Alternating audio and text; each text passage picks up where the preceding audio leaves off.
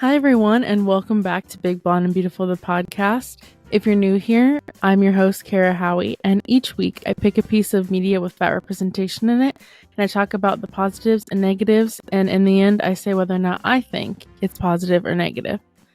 This week, we're going to be talking about a TV movie called To Be Fat Like Me. If you haven't heard about it before, you're not alone. I had to do some serious digging to find this. It's on YouTube. The only recording I could find of it had like Dutch subtitles, but I don't recommend going and watching it. It's really not worth it. You'll learn enough from this episode. So let's get into it.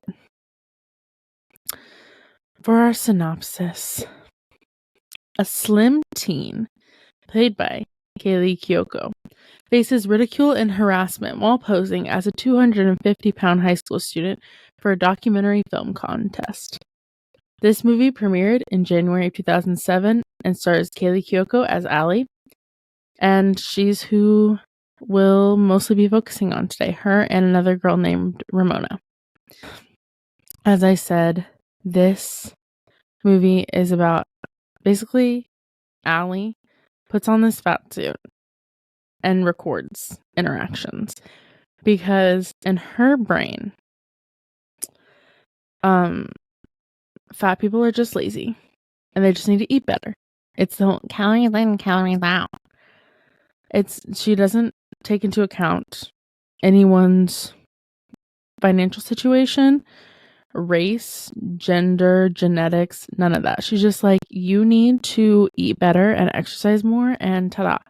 I mean, eating healthy and exercising in a way that makes you feel good is good advice for anyone. But that doesn't mean that you are going to lose the weight. But that's what our character Allie thinks will happen. So she hurts herself in softball and is unable to get a scholarship. So she's like, this documentary contest is going to give us $10,000 if we win. So I'm going to enter this. And what am I going to talk about? Being fat. Because what am I an expert on? Fatness, even though I'm a skinny, blonde athlete. Yay. So she just happens to have a neighbor who does prosthetics I'm guessing for movies and stuff. They don't really say why he does them, I think. But so she's like, perfect. I'll have him make me into a fat version of myself, and I'll just keep my same personality, but I'll be fat and everything will work out. Well, not so much. To be honest, I knew going into this that it was a cheesy Lifetime movie and that it had a fat suit in it. So I knew it wasn't going to be good and I probably wouldn't like it. If you've ever seen the movie The Pregnancy Project, which was another Lifetime TV movie, which I did go through a Lifetime TV movie phase. I'm in recovery. Thank you for being so supportive. This is literally that, except instead of teen pregnancy, it's being fat. And instead of a senior project / presentation, it's a senior documentary contest. So the parallels are uncanny. The first thing that we see in this movie is Allie fat shaming her own mom for having a bite of bacon. Mom, since when are you allowed to eat bacon? Oh, I wasn't eating. I was testing. You still have time for breakfast. Oh, that's not breakfast. That is a heart attack with toast.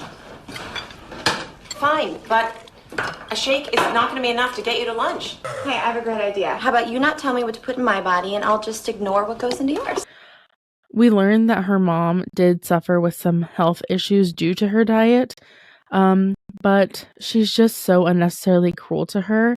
And her brother is on the fatter side, and she doesn't understand his difficulties with bullies because she, again, cannot relate to him being that size and that being the reason why kids tease him. So basically, Allie wears a fat suit. Prove that people don't immediately judge fat people just by looking at them. And if you're like me, who has always lived in a fat body, or even if you started out the skin of your body, you became fat, or vice versa, you know that that's not true. People judge you immediately just by looking at you. It's unfortunate because we are so much more than our bodies. Like, that's the least interesting part about me is my body.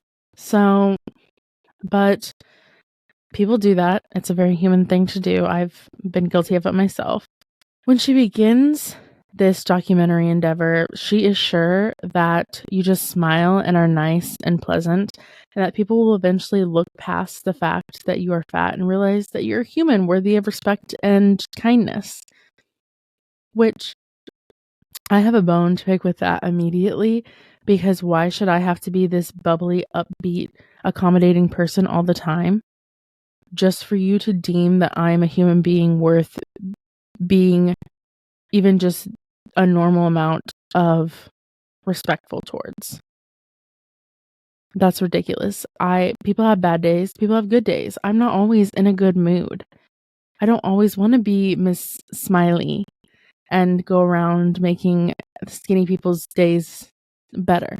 I don't want to do that. I don't want to have to do that just to be treated like a person. So Allie starts summer school at a new high school so that she can be kind of incognito, undercover. And she's greeted immediately by disgusted looks and her peers mooing at her.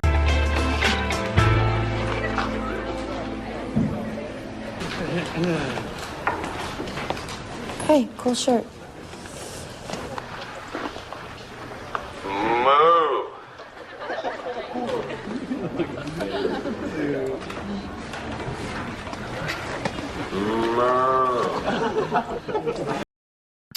But she's still convinced that the next day will be better. Well, it wasn't. She seems to make a friend. There's another fat girl named Ramona and her friend Adam. That's his name, yeah. But then she gets more hate and becomes overwhelmed and goes into the school bathroom and like rips off her fat suit because she can't take it anymore. Well, guess what, babes? I don't get to take this body off.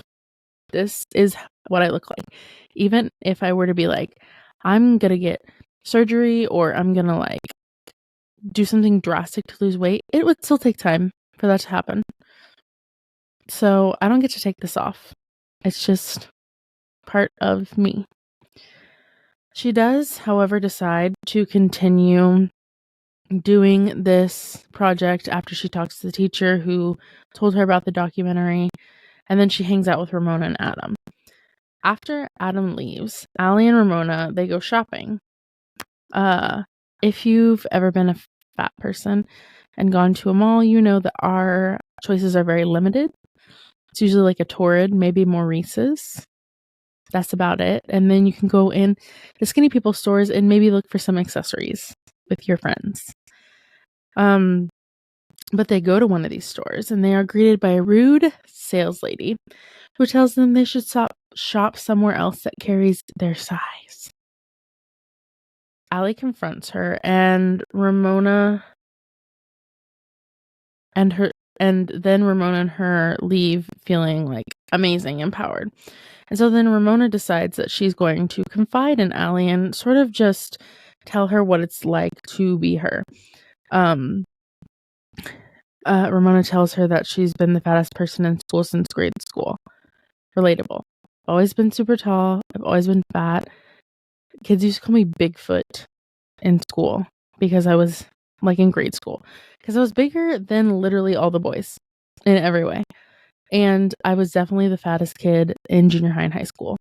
1,000% all the way through. So it's definitely not easy. It's not fun. It's not for the faint of heart. I will tell you that much. She talks about how when you're fat, your body is no longer just your own. It's like when I'm fat, I don't own my own body anymore.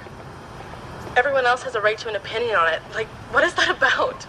I eat too much when I'm stressed, and I hate exercise. But that's my problem. How did it become everyone else's? Everyone thinks they have a right to comment on your body and health without even knowing you.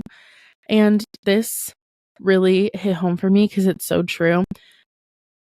I understand that people comment on other people's bodies no matter what their body type, but it is like 1,000 times worse when you are a fat person, especially a fat person who decides to just publicly live your life online.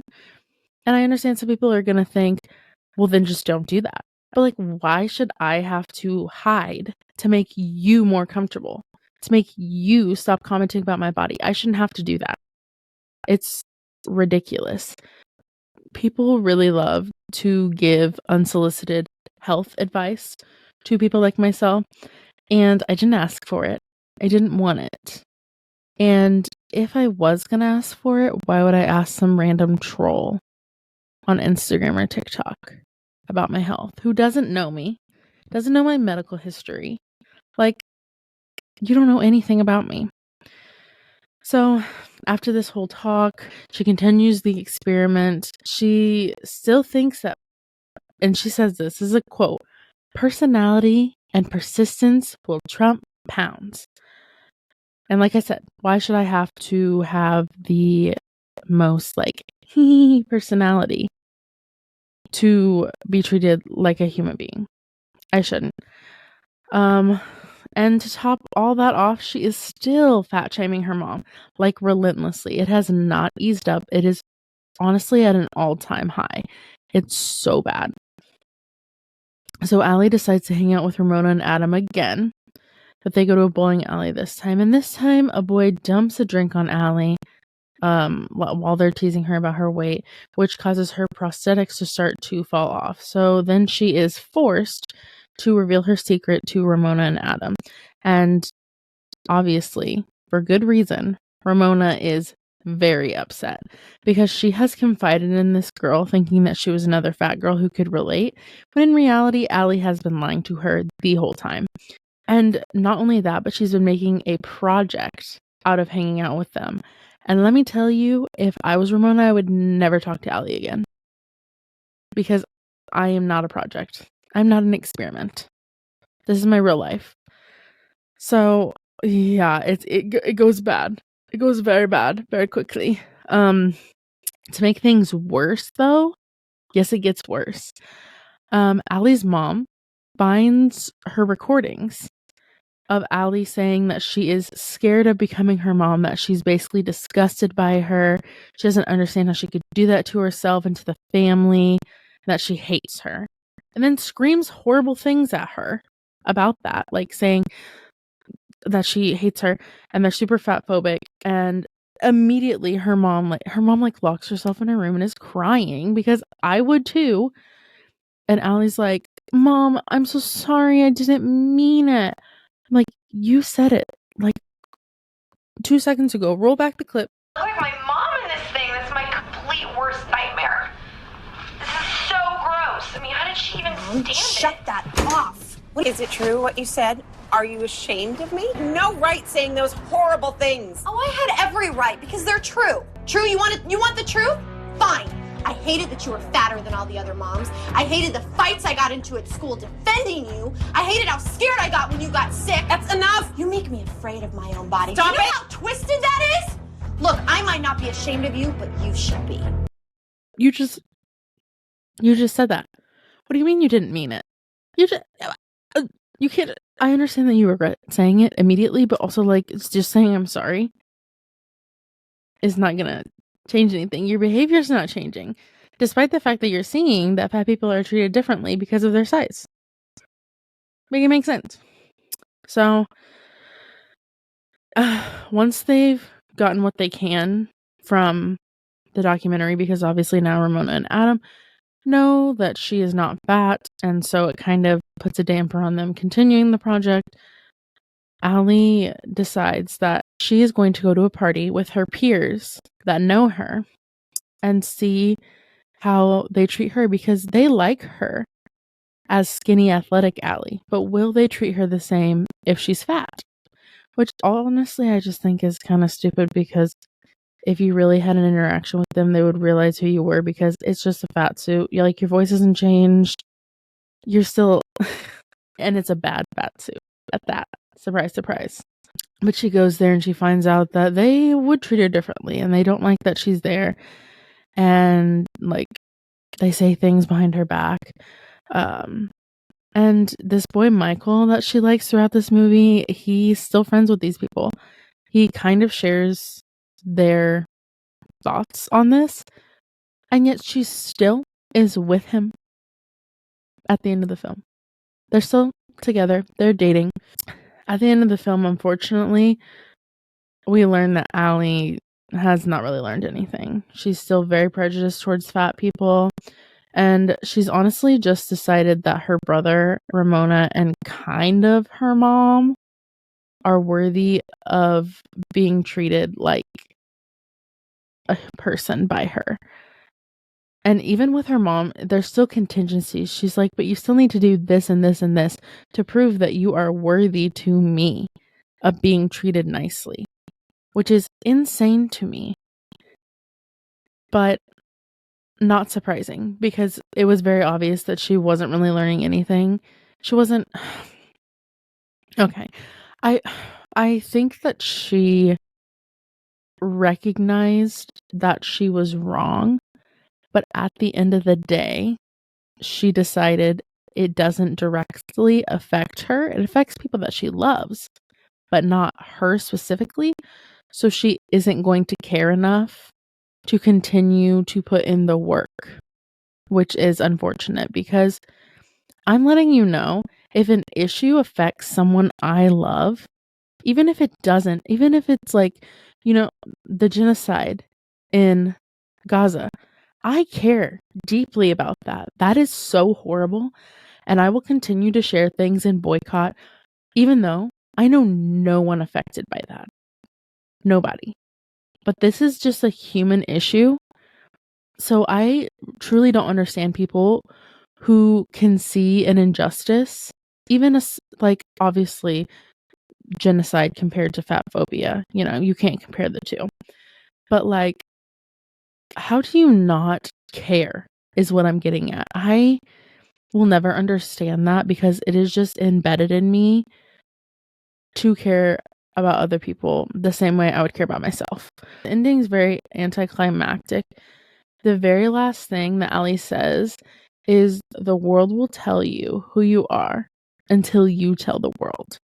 That's honestly probably the best point this whole movie makes, is that you're constantly, as a fat person, they're going to tell you you're ugly, you're a whale, you're not worthy of love, you're not worthy of being seen, you should just be quiet and not be seen and just disappear. But when you decide to tell people, no, I'm beautiful, I'm funny, I'm kind, I'm way more than my body, things will start to change, even in just a small way. I think that this movie had good intentions in the beginning, but the fact that your main protagonist really learned nothing, and B, it's a horrible fat suit. It wasn't really well executed in terms of what they were trying to find. It just falls very flat. It definitely falls into that category of sympathy porn, where this movie is made by skinny people for skinny people. It's not made for fat people, because we already know what life is like day to day in a fat body. This information that they gave us, while some of it's traumatized, yes, it's nothing new.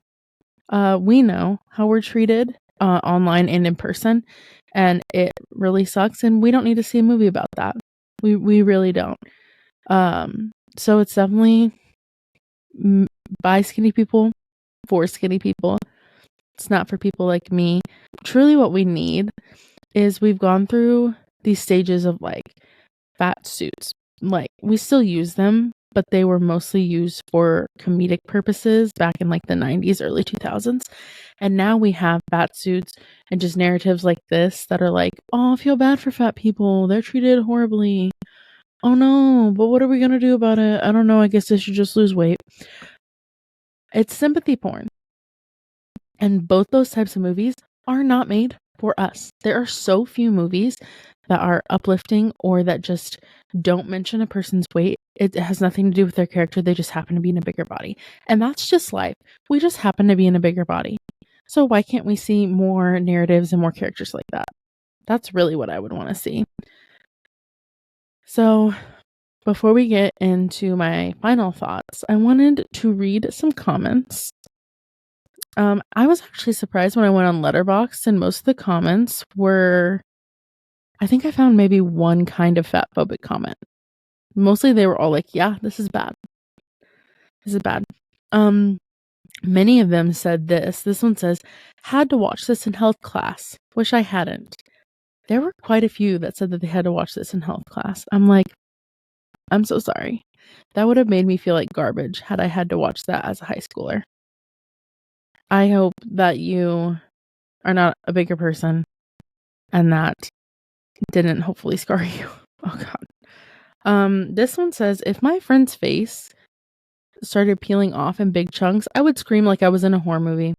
Yeah, they immediately in this movie, her face starts peeling when the prosthetics start coming off because of the drink. And they're like, immediately like, it's a fat suit. And instead, yeah, that would be a more realistic reaction where you're like, what the fuck is going on with your face? Are you dying? So I would also scream. I agree with that commenter. This one says the world needs a fat people movie, and this is totally not it. It feels like it was made by skinny people who think they know how it is to be fat. Allie still didn't get it. The last conversation with her mom was supposed to show that she learned about being fat. It showed that she learned nothing save for a few lines. The movie is frustrating. True. And then this last one said, Kaley Cuoco ended fatphobia. And that's what we're here to talk about today, folks. That is the moral of the story. Kaley Cuoco, our fat icon that she is, ended fatphobia. And there you have it, folks. So, down to the verdict. Obviously, I think that this is negative fat representation. Like I stated, and like one of those comments said, it is by skinny people for skinny people. It's not made for us. It really misses the mark. It falls short of a lot of things. It's very frustrating. As I said in the beginning, I would not recommend watching it. So yeah, there's that. So I think that's all for this episode. I want to thank you all for listening. If you want to hear more, please follow and rate us 5 stars on here. Also, you can follow us on Instagram at bbb.podcast and TikTok at bbb.thepodcast. And you can follow me, your host, on all social media platforms at Carolina Howie. That's Carolina with a K. And until next time, stay fat and fabulous. Bye.